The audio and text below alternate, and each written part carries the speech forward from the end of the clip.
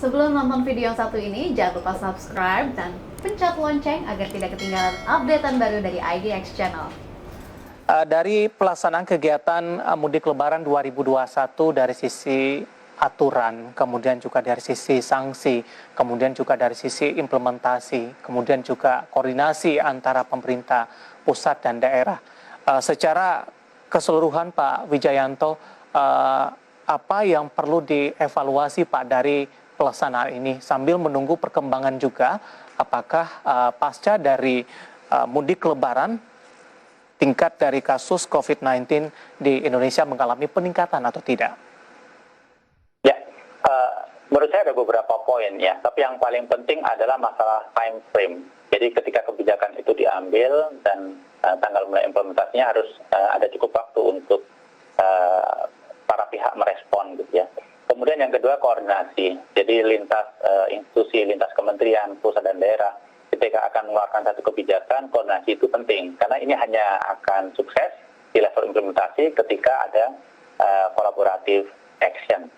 Nah sebenarnya di aspek yang lebih besar ya, kalau kita ingin merefleksi apa sih yang harus kita perbaiki di Indonesia ini dalam rangka memperbaiki respon terhadap COVID, kita perlu belajar dari India. Kenapa di India itu meledak? Dan kita harus melakukan antisipasi itu. India itu meledak yang pertama karena munculnya varian baru. Yang kedua karena sistem rumah sakit yang tidak memadai, buruk. Yang ketiga karena begitu banyak acara-acara kumpul sosial di India. Kemudian yang terakhir karena vaksinasi yang sangat lamban. Nah dalam konteks ini kita harus mengantisipasi 4 hal itu. Yang pertama varian baru. Nah kita harus lebih tegas menutup arus masyarakat dari negara-negara tertentu yang akan masuk ke Indonesia. Nah ini harus tegas gitu ya. Selama ini kan kita masih kurang tegas di aspek itu. Harus kita lebih tegas.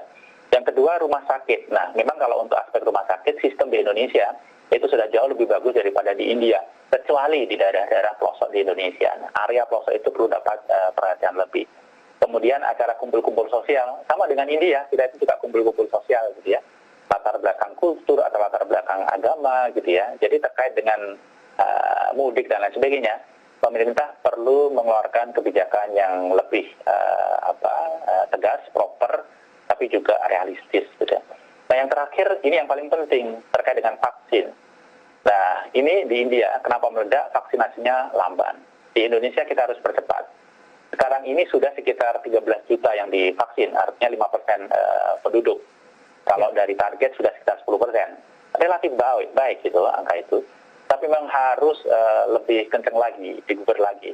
Karena vaksinasi itu kunci sukses untuk herd immunity, dan herd immunity dalam situasi seperti ini merupakan kunci sukses untuk bisa mengkonten COVID-19.